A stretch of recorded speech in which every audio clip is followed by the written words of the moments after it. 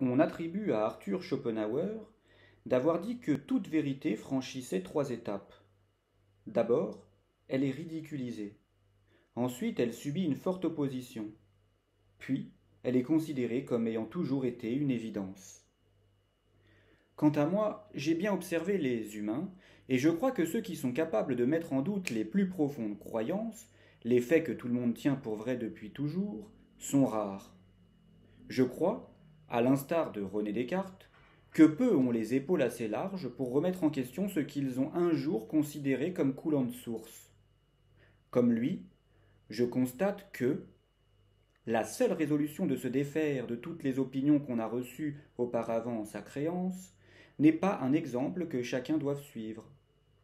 Je crois comme lui que la plupart des gens demeureraient égarés toute leur vie s'ils avaient une fois pris la liberté de douter des principes qu'ils ont reçus et de s'écarter du chemin commun. Car je crois aussi que jamais ils ne pourraient tenir le sentier qu'il faut prendre pour aller plus droit.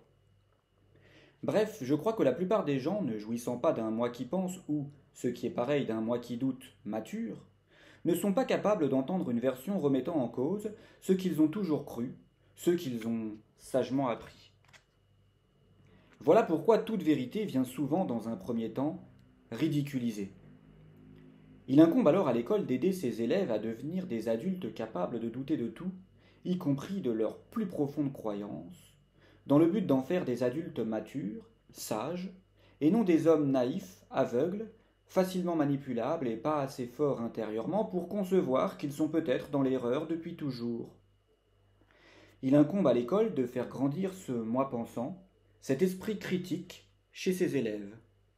Ce moi intérieur qui les rendrait capables de se demander si l'école qu'ils fréquentent ne serait pas une usine à calculettes, les empêchant de devenir des adultes matures et de douter de la réponse.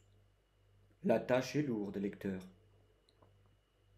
Le doute méthodique de Descartes, ce remède contre la précipitation et la manipulation, est aussi le meilleur antidote contre les pseudo-démocraties, tels ces systèmes d'élection qui font croire au peuple qu'ils évoluent en démocratie quand ils ne font rien d'autre que sortir de l'urne un chef d'État. Oh, quel pauvre peuple qui sort de l'usine à calculettes, où l'on s'est contenté de l'aider à développer ses capacités cognitives tout en empêchant son moi pensant de mûrir et par conséquent sa conscience de s'éveiller.